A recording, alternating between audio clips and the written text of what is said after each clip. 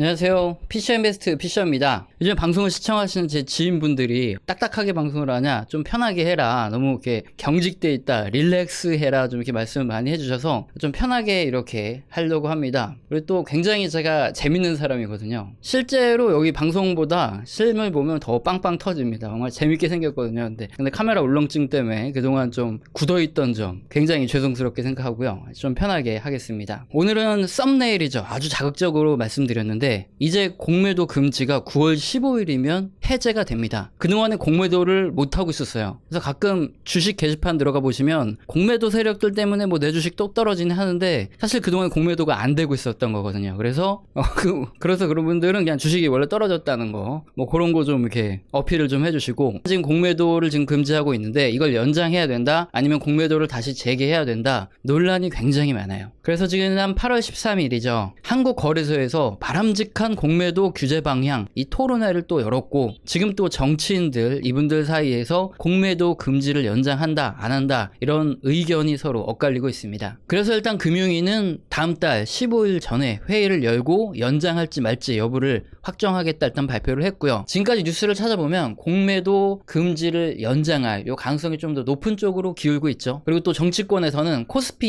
200 종목 등 시가총액이 이렇게 큰 이런 대형주만 공매도를 허용하는 홍콩식의 공매도를 도입하는 방안을 논의하고 있다, 이런 얘기도 나오고 있고요. 그래서 오늘은 공매도가 대체 뭐고 어떻게 되는 게 우리 개인들한테 유리할지 이걸 알아보는 게 오늘 얘기할 주제가 되겠습니다. 그래서 저처럼 꼭 제가 사는 종목은 공매도 세력 형님들이 꼭 들러붙거든요. 그래서 주가를 자꾸 눌러요. 자, 이렇게 저처럼 이런 경험이 많다 이런 분들은 꼭 놓치지 말고 보시기 바랍니다. 일단 공매도가 뭔지 대부분 아시겠지만 혹시 모르실 수도 있으니까 먼저 간단히 설명드리면, 뭔가 이 종목의 주가가 떨어질 것 같은 이런 종목이 있다고 하겠습니다. 그런데 당장에 내가 그 종목이 없어요. 그러면 어떻게 해야 되죠? 누군가한테 그 주식을 빌리는 거죠. 그래서 일단 매도를 하고 이게 떨어지면 다시 싼 값에 사서 갚아버리면 이익이 나겠죠. 이게 바로 공매도입니다. 그런데 이게 왜 사회 문제가 되고 금지를 하냐 마느냐 이런 문제로 싸울까요? 이유는 매번 우리 같은 개인들은 이 공매도에서 외인이나 기관한테 맨날 털리고, 외인 기관은 항상 짭짤한 이런 이익을 챙겨가기 때문입니다. 그래서 공매도를 기울어진 운동장이다 이렇게 얘기를 하는데요. 운동장이 이렇게 있어요. 운동장이 이렇게 기울어져 있는데 기울어진 높은 쪽에서는 외인하고 기관이 딱 서가지고 축구할 준비를 하고, 기울어진 아래쪽에서는 우리 개인들이 이렇게 골대가 있고 여기서 축구를 하는 겁니다. 그런데 뛰다 보면 우리는 언덕을 올라가서 차서 공을 넣어야 되기 때문에 골을 넣기 굉장히 힘들죠. 그런데 외인과 기관은 뭐 거의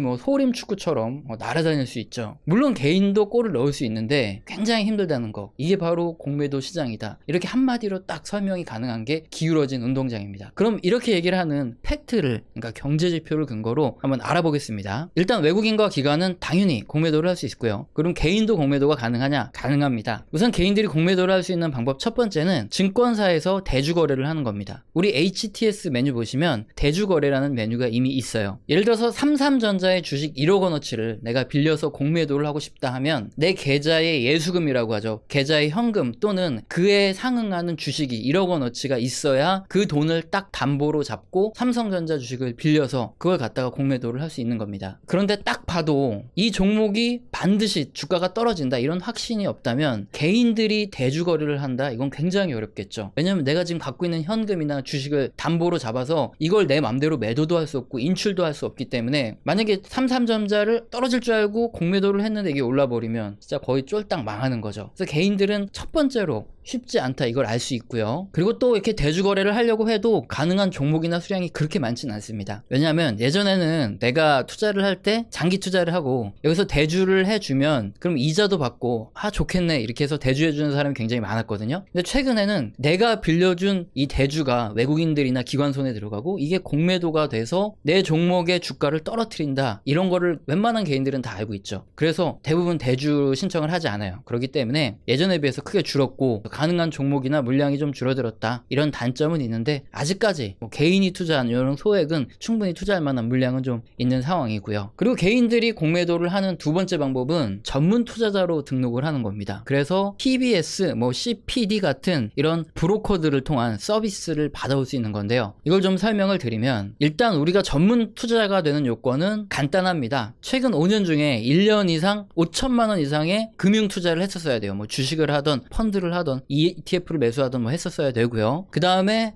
개인 소득이 1년에 1억 이상, 부부 합산으로 1억 5천 이상 되거나, 아니면 본인이 회계사, 변호사, 세무사 등 뭐 이런 자격증을 가지고 있거나, 투자자산운용사부터 해서 이런 금융 자격증을 가지고 있으면 됩니다. 그리고 그게 안 된다 그러면 거주 부동산 제외 5억 정도 자산을 가지고 있으면 전문 투자자가 될 수 있습니다. 굉장히 뭐 간단하지만 우리 개인들이 하기는 좀 어려운 게 전문 투자자겠죠. 어쨌든 이렇게 전문 투자자로 등록만 하면 브로커들을 통해서 공매도 종목을 가져올 수 있고 공매도를 조금 더 편하게 칠 수 있다, 이런 점이 있습니다. 팩트를 알아보면 우리 개인 투자자라고 해서 아예 공매도를 못하는 것도 아니고 충분히 할 수 있는데, 왜 기관과 외국인에 비해서 기울어진 운동장에서 축구를 하는 거다, 이렇게 얘기를 할까요? 이것도 팩트로 하나하나 이렇게 분석을 해보면, 우선 공매도를 할 때 주가를 인위적으로 끌어내리지 못하게 하는 이런 업팅 룰이라는 게 존재합니다. 업팅 룰이 뭐냐면, 주식이 지금 현재 10,000원이에요. 그러면은 10,000원에 거래되는데 10,000원보다 그 이하로는 공매도를 하지 못하게 이렇게 하는 게 바로 업팅 룰이라고 하는데요. 만약에 우리 개인이 이렇게 공매도를 하려고 그러면 업팅 룰 때문에 공매도하기가 쉽지 않은데, 기관이나 외국인처럼 거대 자금을 운용하고 있으면 이런 업팅 룰을 피해서 충분히 주가를 끌어내릴 수 있는 방법이 얼마든지 있습니다. 예를 들어서 하필 내 종목에 공매도 형님들이 딱 들어왔다고 할게요. 그래서 현재 주가가 1만원인데 1만 50원에다 20만 주를 딱 박아 놓습니다. 그리고 1만 100원에다가는 또 30만 주, 1만 150원에 또 한 40만 주 이렇게 딱 걸어 놓으면 이 가격대에서는 천장이 형성되죠. 그럼 우리 같은 개인들이 매수를 하려고 하는데 여기 이게 물량이 많아, 여기 매도 물량이 엄청나게 벽처럼 이렇게 쌓여 있거든요. 그러면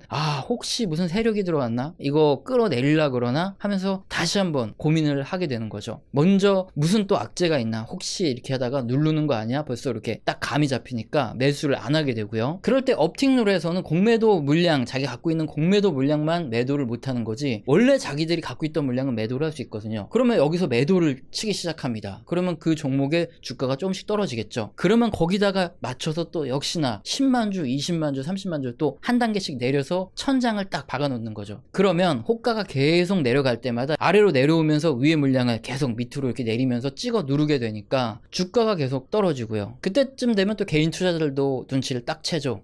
이거 공매도 물량이든 무슨 세력이든 이거 찍어 누르기 있구나 하면서 매수를 안 합니다. 이러면 주가는 계속 내려가고, 이런 공매도 세력은 수익을 볼 수 있겠죠. 그리고 기관이나 외국인이 하는 또 한 가지 방법도 있습니다. 바로 업팅 룰의 예외 조항이라는 건데요. 지금 보여드리는 그림처럼 예외 조건이 굉장히 많아요. 이 업팅 룰의 예외 조건에 걸리면 지들 마음대로 그냥 공매도를 해서 주가를 끌어내릴 수 있습니다. 그 중에 뭐 지수 차익 거래를 위한 매도하는 경우, 섹터 지수 차익 거래를 위해서 매도하는 경우, 뭐 이런 것들 있죠. 기관이나 외국인이 어떤 특정 종목을 끌어내리려고 하면 그 종목이 속해져 있는 이런 파생 상품이나 어떤 투자 상품, 뭐 ETF든 어떤 기초 자산이 되는 상품을 하나 만들어서 가지고 있으면 됩니다. 그러면 뭐 지수 차익 거래나 섹터 지수 차익 거래 목적 이렇게 해서 아무리 자기들이 마음대로 끌어내려도 이 예외 조항, 업팅 룰 예외 조항을 피해서 주가를 끌어내릴 수 있는 거죠. 충분히. 이렇게 딱 봐도 대규모 자본과 정보력만 가지고 있으면 공매도로 외국인과 기관이 충분히 수익을 볼 수 있는 이런 손쉬운 구조가 형성돼 있고, 그 피해는 고스란히 개인들이 떠안게 된다, 이거를 바로 알 수 있죠. 자기가 실제로 투자를 하고 공매도가 들어와서 주가가 못 오른 일을 당해본 이런 개인들이 굉장히 많죠. 그러다 보니까 제도 개선에 대한 요구가 굉장히 많으니까 지금처럼 이렇게 국가적으로 위급한 상황에서는 공매도를 뭐 금지시키고 그 다음에 부활을 하느냐 안 하느냐, 이런 문제가 지금 불거지고 있는 겁니다. 그럼 이제 대략적으로 공매도가 뭐고, 다음 달 15일에 공매도 금지 해제를 두고 연장이냐 아니냐, 이렇게 이슈가 되고 있는 이유가 이해가 되시죠? 그렇다면 정말 공매도는 이렇게 순기능은 없고 악기능만 있는 악의 축일까요? 그리고 우리 같은 개인들은 어떻게 되는 게 이익일지 지금부터 한번 알아보겠습니다. 우선 공매도가 진짜 필요하다 이런 주장하시는 이런 전문가 또는 금융 관계자분들의 의견을 먼저 한번 들어보면, 일단 공매도 금지가 지난 09년에도 있었고 2011년도에도 있었습니다. 우선 09년 5월부터 이렇게 그림을 보면 공매도 금지가 되고 나서 해제된 이후에 우리나라 코스피를 보면 오히려 상승을 했습니다. 그리고 2011년 11월에도 공매도가 금지됐다가 해제가 됐거든요. 그때 이후로 보시면 코스피가 일단 상승하고 나서 그 다음부터 횡보를 했고요. 공매도가 꼭 필요하시다는 분들의 의견의 첫 번째 근거가 바로 공매도와 주식시장은 이렇게 별다른 연관성이 없다, 오히려 반대로 오르지 않느냐, 이런 게 첫 번째 공매도가 필요하다는 의견이고요. 두 번째 이 긍정론을 펼치시는 분들의 의견은 공매도가 있어야만 외국인의 자본이 들어온다 이겁니다. 일단 우리나라 개인 투자하시는 우리 형님들은 주식 투자할 때 딱 이거다 싶으면 그냥 일단 질르죠. 그리고 오르면 좋고 안 오르면 뭐 떨어지면 소주 한잔 먹고 뭐 기다리고 존버 일보하고 이렇게 화끈하게 투자를 하시죠. 그런데 외국계 거대 자금의 이런 투자자들은 혹시 주가가 떨어지면 안 되니까 해지라는 걸 걸고 들어온다 그러죠. 개별 종목 선물이 뭐 있거나 아니면 뭐 지수 같은 경우에는 뭐 선물이나 이런 것들을 활용할 수 있는데, 그런 것들이 없을 경우에는 공매도도 일부 하면서 혹시 주가가 하락할 경우 일정 부분 수익을 보존할 수 있는 이 해지를 건다고 하는데, 이거는 뭐 제가 솔직히 외국인도 아니고 외국계 펀드 매니저도 아니기 때문에 잘 모르겠습니다. 여튼 그래서 지금 우리나라가 공매도가 금지되어 있다 보니까 글로벌 투자자들이 해지를 못해서 우리나라에 들어올 수 없는 거고, 그래서 외국인이 계속 빠져나가는 거다, 이런 주장을 펼치시죠. 공매도가 다시 허용이 되면 외국인이 그때부터 들어와서 오히려 주식시장은 오를 거다, 이게 공매도가 꼭 필요하다는 분들의 의견입니다. 뭐 공매도 말고 선물 옵션도 있고 종목 선물도 있고, 그래서 뭐 종목 선물을 매도하거나 옵션에선 풋옵션을 매수하는 이런 방법도 있는데, 공매도를 한다고 어떻게 될까, 이거는 좀 잘 모르겠어서 혹시 영상을 보시는 분 중에 정말 외국계 자산운용사에 근무하시는 분이 계시다면 댓글로 이렇게 남겨주시면 좋을 것 같고요. 그리고 공매도가 꼭 필요하다는 이런 의견을 펼치시는 분들의 세 번째 근거는, 우리나라는 무차입 공매도라는 이 네이크드 숏세일이라고 하거든요. 이건 절대 안 되고 커버드 숏세일이라고 해서 반드시 내 돈을 담보로 잡히고 주식을 빌린 후에 공매도할 수 있으므로 이론상 전혀 문제가 안 된다고 이렇게 얘기를 합니다. 일단 이론상 전혀 문제가 안 된다고 했는데 2018년에 골드만삭스의 무차입 공매도 사건이 터졌어요.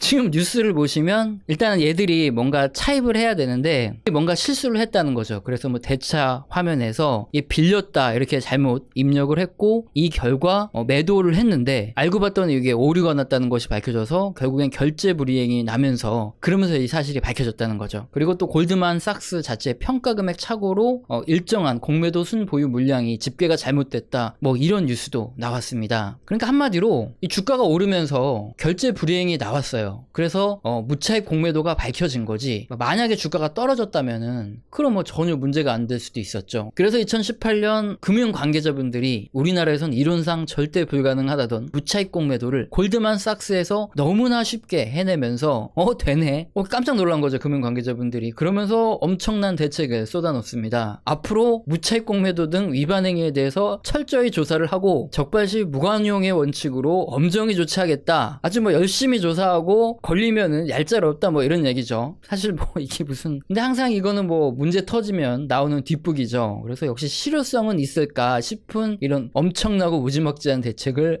금융 관계자분들이 내놨고요. 그래서 이런 대책 이후에 불법 공매도가 없어졌냐, 그래서 또 뉴스를 찾아봤더니 2020년 올해 3월에 김병욱 국회의원이 조사를 했다는 이 뉴스 기사를 보면 2010년부터 2020년간 조사를 했더니 불법 공매도를 해서 제재를 받은 외국계 증권사가 101곳이더라, 이런 기사가 또 나왔습니다. 아무튼 공매도가 꼭 필요하시다는 분들, 꼭 있어야 된다는 분들의 의견이 이렇다는 거고요. 그러면 또 반대를 하는 우리 대부분 개인들은 솔직히 반대를 하고 있어요. 우리 반대하는 분들의, 전문가분들의 팩트를 또 들어봐야죠. 일단 핵심만 말씀드리면, 이게 앞서 설명드린 대로 코스피 대형주만 보면 공매도가 필요하다, 이거는 동의를 합니다. 그런데 코스닥 종목, 그러니까 개인들이 많이 투자하는 코스닥 종목을 보면 공매도가 주가를 누르는 악의 축이다, 이런 의견입니다. 경제지표를 근거로 한번 팩트를 보면 우선 대차잔고를 볼 건데요. 대차잔고가 뭐냐면 공매도를 하려고 주식을 딱 빌려온 이 돈입니다. 공매도를 할 수도 있고 안 할 수도 있지만 어쨌든 이자가 나가거든요. 그러니까 대부분 공매도를 하기 위해서 비싼 이자를 내고 빌려오는 거기 때문에 대차잔고가 증가하면 앞으로 공매도가 증가하겠구나, 이런 가능성이 훨씬 더 큽니다. 그래서 지난 2009년 5월에 공매도 금지가 해제되고 또 2011년 11월에